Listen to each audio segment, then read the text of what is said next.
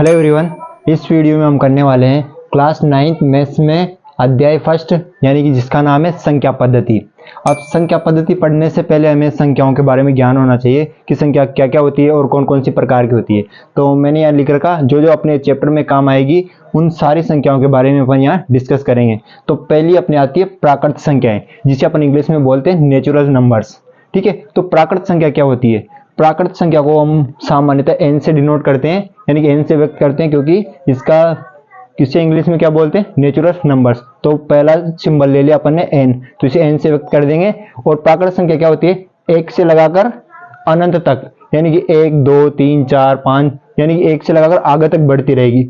प्राकृत संख्या को अपन ऐसे भी समझ सकते हैं जैसे कि प्रकृति में कोई भी वस्तु रहती है वो एक नंबर के रूप में रहती है, जैसे कि एक पंखा है, एक बल्ब है, कोई जीरो शामिल नहीं होती प्राकृत संख्या में। ठीक है, जीरो क्यों नहीं होती है? क्योंकि प्रकृति में कोई जीरो वस्तु विद्यमान नहीं है, इसीलिए प्राकृत संख्या को हम इस प्रकार भी समझ सकते हैं। दूसरी आती है अपने पूर्ण संख्याएं, जिसे इंग्लिश में बोलते हैं होल नंबर्स। अब पूर्ण संख्या क्या होती है?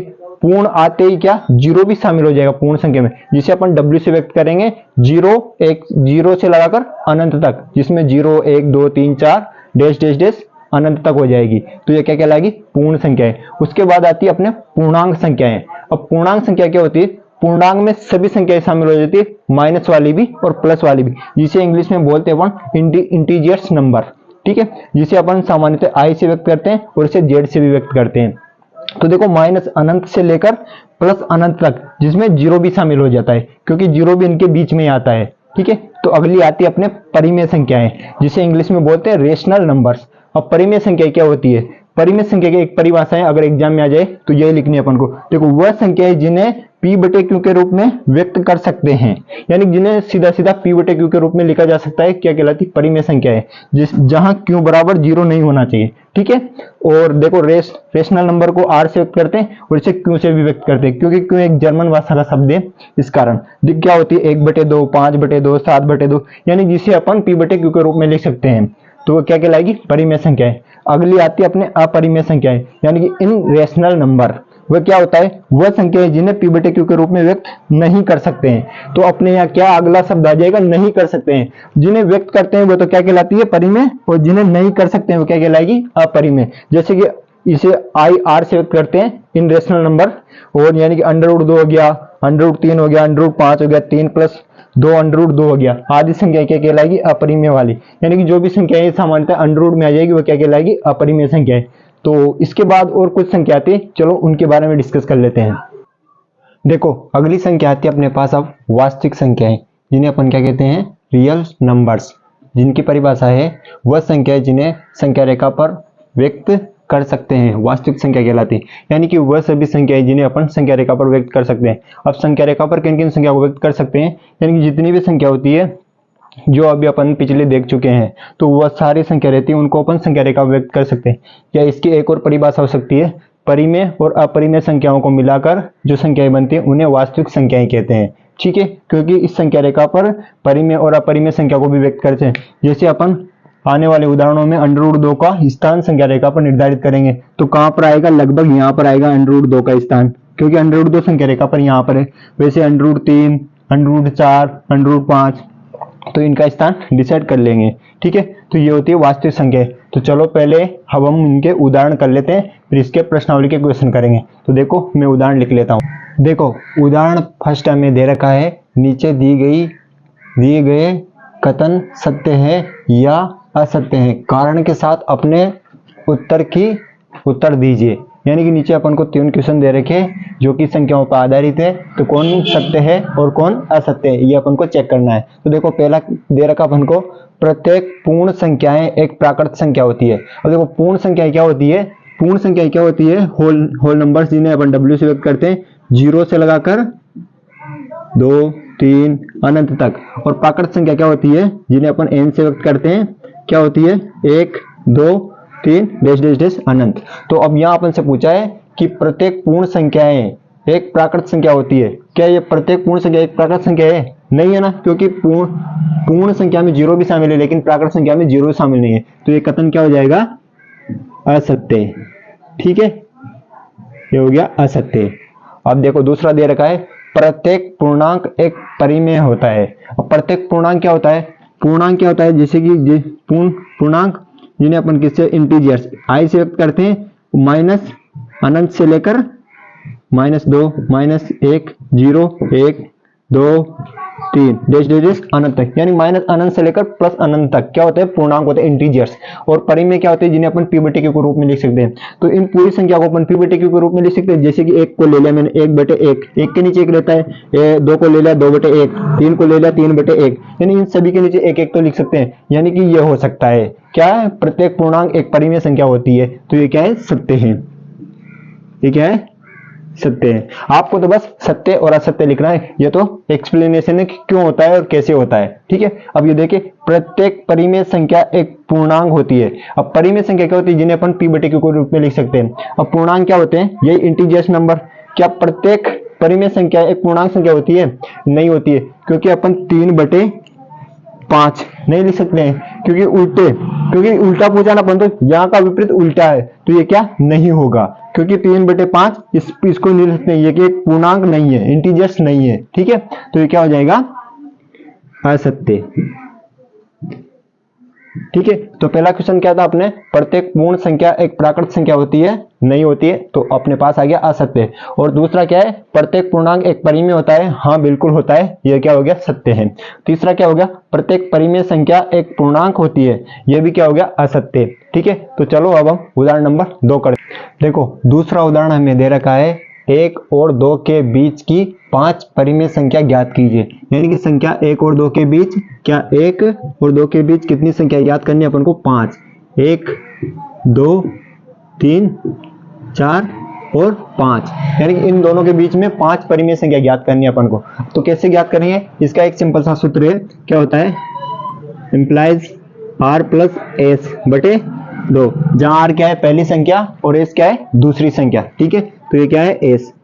तो दोनों संख्याओं को जोड़ो और 2 का भाग लगाओ, तो उनके बीच की अपने पास परिमेय संख्या आ जाएगी। तो ये एक फॉर्मूला है, या फिर ये फॉर्मूले के रूप में बनाया है अपन ने, कुछ भी ले सकते हैं, बस दोनों संख्याओं को जोड़ो और 2 का भाग दो। जैसे कि 1 और 2 को जोड़ेंगे तो क्या हो जाएगा? तो यहाँ लिख देंगे अपन, पहली संख्या ज्ञात करेंगे, 1 और 2 के बीच की परिमेय संख्या,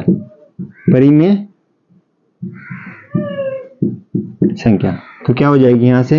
1 प्लस 2 बटे 2, तो यहाँ से क्या हो गया? 3/2। तो 1 और 2 के बीच कौन सी संख्या आ गई अपने पास? 3/2। तो यहाँ लिख भी सकते हो, वरना यहीं रहने दो। ठीक है, एक संख्या तो अपने पास ये आ गई। अब देखो, 1 और 3, 1/2 के बीच की निकाल लो दूसरी संख्या क्या है? 1 व 3/2 के बीच की परिमेय संख्या, सेम ये लाइन है, यहाँ आ जाएगी। तो क्या हो जाएगा? 1 प्लस 3/2 बटे 2। तो यहाँ से इन दो ऊपर एलसीएम 2 आ गया, 2 इधर गुणा हो जाएगा, तो 2 प्लस 3, और ये 2 है, 2 इधर गुणा में आ जाएगा नीचे। ठीक है, तो यहाँ हो जाएगा 2। तो यहाँ से क्या हो गया? 5/4। तो दूसरी संख्या क्या आ गई अपने पास? 5/4। चलो तीसरी संख्या ज्ञात कर लो। अब इनके और 1 के बीच में ज्ञात कर लो, 1 व 5/4 के बीच की परिमेय संख्या। ठीक है, तो क्या हो जाएगा? 1 प्लस 5/4 बटे 2, दोनों संख्याओं को जोड़ रहे और 2 का भाग दे रहे, सेम इस सूत्र के हिसाब से। तो यहाँ क्या हो जाएगा? ऊपर 4 तो एलसीएम आ गया। ठीक है, 4 को इधर गुणा हो जाएगा, क्योंकि यहाँ 1 है तो एलसीएम भी 4 आ जाएगा, तो ये 4 से गुणा हो जाएगा, प्लस 5 आ जाएगा, और ये इंटू, ये 2 इंटू में आ जाएगा यहाँ पे 2। तो ये कितना हो गया? 4 और 5 9/4 इंटू 2 8। तो ये अपने पास तीसरी संख्या आ गई। ठीक है, ये तीसरी ज्ञात कर लिया अपन ने। चौथी निकाल लो, 5 ज्ञात करनी है अपन को, 5 परिमेय संख्या है। ठीक है, तो अब इस संख्या के और 2 के बीच में निकाल लो, तो क्या लिख देंगे यहाँ? 9/8 व 2 के बीच की परिमेय संख्या, यानी कि अपन इन दोनों के बीच की परिमेय संख्या याद करनी है। अब इसमें भाग देंगे तो जो भी मान आएगा वो इसके बीच का ही आएगा, न तो 1 से कम आएगा न 2 से ज्यादा आएगा। ठीक है, तो इन दोनों के बीच की निकालेंगे तो 9/8 प्लस 2 और बटे 2।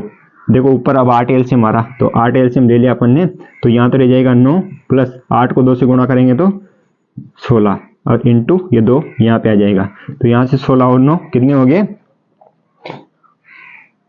16 और 9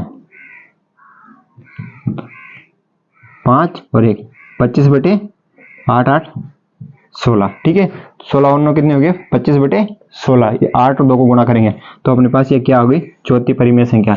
अब लास्ट परिमेय संख्या ज्ञात कर लो इनके और 2 के बीच की। तो 25/16 और 2 के बीच की परिमेय संख्या है, तो 25/16 प्लस 2 और 2 का भाग दे दो।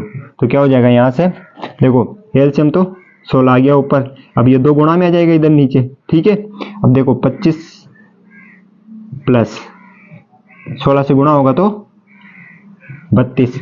अब इनको जोड़ दो, क्या हो जाएगा? यहाँ 7 और 3 2 5, 57/32। तो ये अपने पास 5वीं परिमेय संख्या आ गई। अब इसमें भाग देंगे तो मान इसका इतना ही आएगा। ठीक है, यानी कि 2 से कम आएगा और 1 से ज्यादा आएगा। तो अपने पास पहली, दूसरी, तीसरी, चौथी और 5वीं, ये 5 परिमेय संख्या आ गई। तो इस प्रकार किसी भी संख्या के बीच की अपन परिमेय संख्या ज्ञात कर सकते हैं। तो और इसकी एक और विधि है, मैं आपको वह भी दिखा दूंगा, पर वो किस में लागू होगी? सिर्फ अगर अपन को यह संख्या दे रखी, अगर संख्या भिन्न के रूप में अगर परिमेय संख्या दे रखी अपन को और उनके बीच की परिमेय संख्या ज्ञात करवाएगा तो वो वहां काम नहीं आएगा। तो मैं आपको दिखा देता हूं, आई होप आप ये लिख लेना, मैं साइड में हो जाता हूं। ठीक है, तो इसको मिटा देता हूं और वो बता देता हूं आपको कैसे करना है।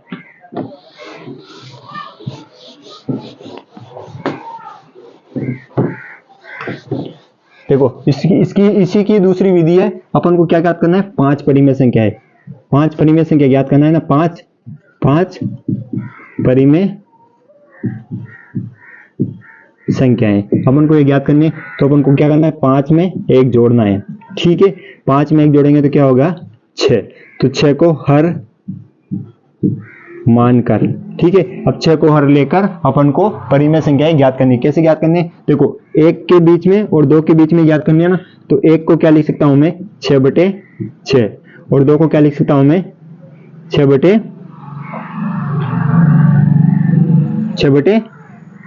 नहीं 12/6। अपन को क्या हर क्या माना अपन ने? 6 हर इसका है, 6 हर इसका है। देखो वापस 6 को 12 से काटूंगा तो 2 बार कट जाएगा और 6 से 6 कट जाएगा, वापस 1 आ जाएगा और यहाँ 2 आ जाएगा। अब देखो हर ये ले लिया अपन ने, देखो एक तो 6/6 यानी कि ये तो 1 हो गया। ठीक है, अब यहाँ देखो 6 ना, यहाँ फिर यहाँ लिख दो 7/6, यहाँ लिख दो 8/6, यहाँ लिख दो 9/6, यहाँ लिख दो 10/6, यहाँ लिख दो 11/6, 12 तो ये आई गई, ये 2। अब देखो 1 2 3 4 5, तो 1 और 2 के बीच की कितनी परिमेय संख्या आ गई अपने पास? 5 परिमेय संख्या आ गई। तो इस क्वेश्चन को अपन इस प्रकार भी कर सकते हैं। ठीक है, लेकिन जब संख्या अपन को इसके और इसके रूप में यानी 1 2 3 4 के रूप में दे रखी, अगर संख्या इस रूप में देगा ना अपन को और इनके बीच की ज्ञात करवाएगा तो फिर अपन को इसी सूत्र से करना पड़ेगा, r + s/2, यानी कि दोनों संख्याओं को जोड़ो और 2 का भाग लगा दो। तो दूसरा क्वेश्चन इस प्रकार करना है। चलो अब हम उदाहरण नंबर 3 करते हैं। चलो अब हम देखते हैं प्रश्नावली 1.1 के क्वेश्चन, उदाहरण नंबर 3 इसके बाद में, तो इसके बाद कर लेंगे। ठीक है, तो देखो पहला क्वेश्चन दे रखा अपन को, क्या शून्य एक परिमेय संख्या है? क्यों इसे आप p/q के रूप में लिख सकते हैं? p और q पूर्णांक है और जहां q ≠ 0 है, अपन परिभाषा में भी q ≠ 0 लिखते हैं क्योंकि q = 0 नहीं होना चाहिए। तो अपन को ये देखना है क्या शून्य एक परिमेय संख्या है? क्या शून्य परिमेय संख्या है? हाँ बिल्कुल शून्य परिमेय संख्या है। बिल्कुल यहाँ लिख देंगे सत्य है या फिर हाँ। क्यों? अब कारण क्यों? क्योंकि ये 0 है। अब 0 को अपन 0/1 लिख सकते हैं, 0/2 लिख सकते हैं। अगर 0/2 यानी कोई भी संख्या 0 के नीचे आ जाती है तो उसका मान ऑटोमेटिक 0 रहता है। तो 0 को 0/5, 0/10 कुछ भी लिख सकते हैं। अब ये देखो p/q के रूप में हो गई ना ये संख्या, तो क्या शून्य क्या एक परिमेय संख्या है? तो हम बोल सकते हैं हाँ शून्य एक परिमेय संख्या है। चलो अब दूसरा क्वेश्चन करते हैं। दूसरा क्या है? 3 और 4 के बीच 6 परिमेय संख्याएं ज्ञात कीजिए। तो 3 और 4 के बीच 6 परिमेय संख्याएं, तो अभी मैंने आपको उदाहरण में बताया था, अगर ऐसी संख्याएं दे रखी अपन को भिन्न के रूप में नहीं दे रखी तो अपन इनको कैसे ज्ञात कर सकते हैं? कितनी ज्ञात करनी है? क्योंकि हमें 6 परिमेय संख्या ज्ञात करनी है। ठीक है, कितनी करनी है? 6 परिमेय संख्या। तो मैं क्या करूंगा, 6 में 1 जोड़ो तो क्या हो जाएगा अपने पास? 7। तो 7 को हर मानने पर। ठीक है, अब 7 को हर मानकर अपन संख्या ज्ञात कर लेंगे। पहले तो क्या है, 3 और 4 के बीच ज्ञात करनी है।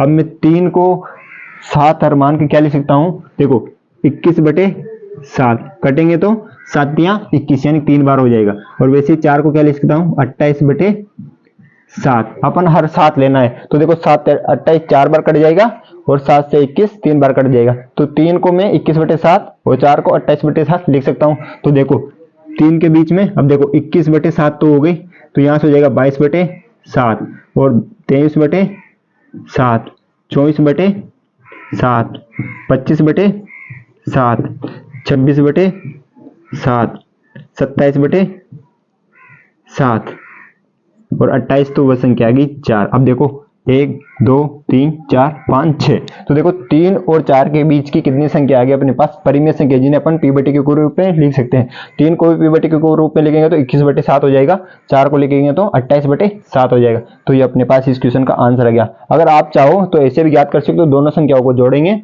फिर जो संख्या आएगी वो एक परिमेय संख्या रहेगी, फिर इसके और जो संख्या आएगी उसके बीच की संख्या निकाल लेना, दोनों को जोड़कर 2 का भाग देगा। ठीक है, तो यानी कि कितनी भी संख्या रह सकती है, दो संख्याओं के बीच में बहुत सारी परिमेय संख्या विद्यमान रहती है, यानी कि अनंत परिमेय संख्या विद्यमान रहती है, ये बोल सकते हैं अपन।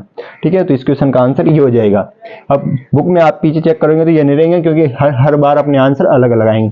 तो चलो अब क्वेश्चन नंबर 3 करते हैं। देखो क्वेश्चन नंबर 3 हमें दे रखा है, प्रश्नावली 1.1 का है। ठीक है, 3/5 और 4/5 के बीच की 5 परिमेय संख्या ज्ञात कीजिए। तो यानी कि अपन को इनके बीच की परिमेय संख्या ज्ञात करनी है, तो अपन उस वाली विधि से ज्ञात कर लेंगे, r + s/2। ये क्या होता है अपने पास सूत्र, दोनों संख्याओं को जोड़ो और 2 का भाग लगाओ। तो पहली संख्या निकालेंगे अपन, 3/5 व 4/5 के बीच की परिमेय संख्या है, तो क्या हो जाएगी, दोनों को जोड़ दो, 3/5 + 4/5/2, सूत्र के हिसाब से 2 का भाग दे देंगे। तो यहाँ से ये क्या हो जाएगा, एलसीएम आ गया अपने पास 5, तो ऊपर की संख्या जुड़ जाएगी इनटू ये 2, अब यहाँ गुणा में आ जाएगा, क्योंकि अगर इसके भी बटे में होता वो संख्या ऊपर चली जाएगी। अब इसके बटे में 1 है तो इसको 1 से गुणा करेंगे, ऊपर की संख्या को कोई फर्क नहीं पड़ेगा। ठीक है, तो यहाँ से क्या हो जाएगा, 3 और 4 7/10, तो पहली आ गई अपने पास 7/10। अब हम 3/5 और 7/10 के बीच की परिमेय संख्या ज्ञात कर लेंगे। दूसरी 3/5 व 7/10 के बीच की परिमेय संख्या, दोनों को जोड़ो, 3/5 + 7/10 और बटे सूत्र के 2। ठीक है, तो अब देखो एलसीएम क्या आ गया, इस बार 10 एलसीएम आ गया। अब ये 2 गुणा में आ जाएगा यहाँ पे। अब देखो 10 तो एलसीएम आ गया, तो ये तो 7 का तो 7 रह जाएगा यहाँ प्लस। अब इसमें 5 में 10 का भाग कितनी बार जाएगा, 2 बार। तो ये संख्या किससे गुणा होगी, 2 से। तो 2 × 3 यानी कि 6 हो जाएगा। ठीक है, तो देखो जोड़ लो इनको, कितने हो गए, 13/20, 2 × 10 20। तो ये अपने पास दूसरी परिमेय संख्या आ गई। अब इसके बीच की और वापस इनके इसके बीच की निकाल लो। ठीक है, इसके 7/10 के बीच की, तो तीसरी क्या हो जाएगी, 7/10 वो 13/20 के बीच की परिमेय संख्या है। ठीक है, तो दोनों को जोड़ दो, 7/10 + 13/20 भाग चिन्ह 2। तो यहाँ से क्या हो जाएगा, एलसीएम कितना आ रहा है इस बार, 20, और ये नीचे का गुणा में आ जाएगा यहाँ पे। अब देखो यहाँ तो एलसीएम 20 आ रहा, तो यानी कि +13 तो रह जाएगा। अब देखो 13 में यानी कि 10 का 20 में भाग देंगे तो 2 बार जाएगा, तो 7 को 2 से गुणा करना पड़ेगा, तो कितना हो जाएगा, 14, 7 दूए 14। तो यहाँ कितना हो जाएगा, 27/20 × 2 40। तो ये अपने पास क्या आ गई, तीसरी परिमेय संख्या। अब चौथी निकाल लो, 5 ज्ञात करनी है अपन को टोटल। ठीक है, तो अब इसके बीच की 13/20 वो 27/40 के बीच की परिमेय संख्या है, दोनों को जोड़ो, 13/20 + 27/40 भाग चिन्ह 2। ठीक है, यानी अब देखो एलसीएम कितना आ रहा है इस बार, 40। अब ये 2 तो यहाँ गुणा में आ जाएगा 40 के। अब देखो 40 एलसीएम आ गया, तो यानी कि 27 का तो 27 आ जाएगा। अब देखो 20 का भाग 40 में देंगे तो कितनी बार जाएगा, 2 बार। तो 13 को 2 से गुणा करेंगे तो 26। ठीक है, अब इनको जोड़ लो, 13 के 3 हासिल 1, यानी कि 53/80। ठीक है, तो ये आ गया अपने पास 53/80। तो 4 हो गई और 5 में निकालेंगे तो किन किन के बीच की, अब इसके बीच की और 2 जो आगे संख्या दे रखी है उसके बीच की निकाल लो। तो 53/80 व 4/5, 4/5 के बीच की परिमेय संख्या है, तो दोनों को जोड़ो। 53/80 प्लस 4/5/2, ठीक है। दोनों को एक बार तो ऊपर 80 एलसीएम आ गया और ये 2 गुणा में रह जाएगा, ठीक है। तो अब यहाँ से 80, ये 53 तो रह जाएगा। अब इसमें कितनी बार भाग जाएगा, 5, कितनी बार जाएगा, 1 और 3 6, यानी कि 16 बार। तो 4 को 16 से गुणा करेंगे तो कितना हो जाएगा, 24 के 4 हासिल के 2, 4 और 6, तो कितने हो गए यहाँ 64, ठीक है। ये कैसे किया, 64 कहाँ से आया, 80 में 5 का भाग देंगे, एलसीएम 80 आया, तो कितनी बार जाएगा, लगभग अपने पास 30 बार, सॉरी 30 बार नहीं 16 बार। तो अब 16 को 4 से गुणा करेंगे तो कितने आ गए 64। तो अब इन जोड़ दो, इनको क्या हो जाएगा यहाँ 7 और 5 और 6 11, और यह कितना हो जाएगा 116। तो ये एलसीएम आ गया 117 परिमेय संख्या 117/116। तो इस प्रकार आप कोई सी भी यानी कि संख्या परिमेय संख्या ज्ञात कर सकते हो। अब ये जरूरी नहीं है कि अपने पास ये सेम आंसर की तरह आए, क्योंकि अपन ने अपने हिसाब से संख्याएं मानकर हल किया है। तो ये परिमेय संख्या, और ये परिमेय संख्या किन के बीच में रहेगी, 3/5 और 4/5 के बीच में ही रहेगी। आप इनको भाग देके देख लेना भले ही, और जो इनको भाग देके जो अपनी संख्या आएगी ना, तो उनके बीच में ये विद्यमान रहेगी, ठीक है। तो चलो अब इस प्रश्नावली का लास्ट क्वेश्चन 4वां है, तो उसे कर लेते हैं। पहले मैं यहाँ लिख लेता हूँ।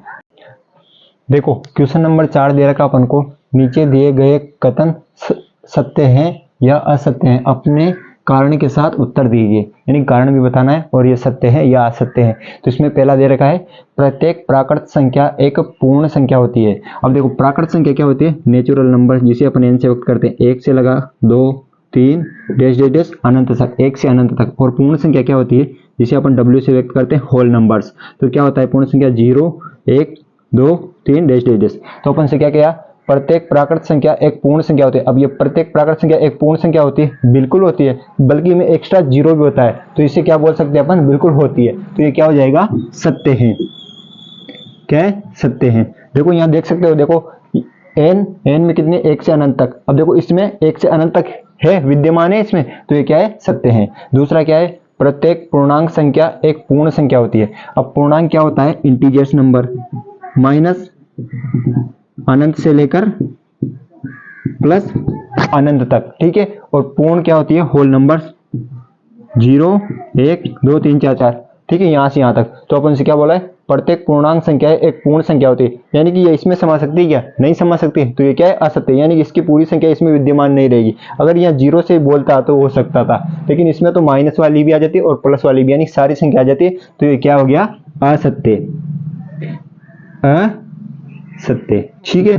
अब देखो तीसरा दे रखा अपन को, प्रत्येक परिमेय संख्या एक पूर्ण संख्या होती है। अब परिमेय संख्या क्या होती है, जिन्हें अपन p/q के रूप में लिख सकते हैं, ठीक है। ये तो हो गया अपने पास परिमेय संख्या, रेशनल नंबर।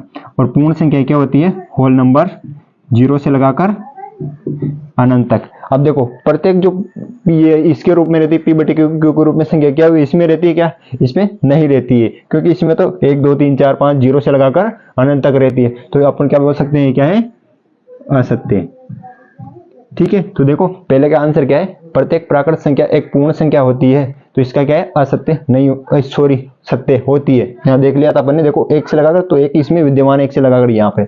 और प्रत्येक पूर्ण संख्या एक पूर्णांक संख्या एक पूर्ण संख्या होती है, तो ये क्या है, असत्य नहीं होती है, ठीक है। और प्रत्येक परिमेय संख्या एक पूर्ण संख्या होती है, तो इसका भी क्या है, असत्य नहीं होती है। तो इस वीडियो में अपन ने प्रश्नावली 1.1 के क्वेश्चन और इससे पहले जो बेसिक था वो देख लिया, और जो उदाहरण थे वो देख लिए।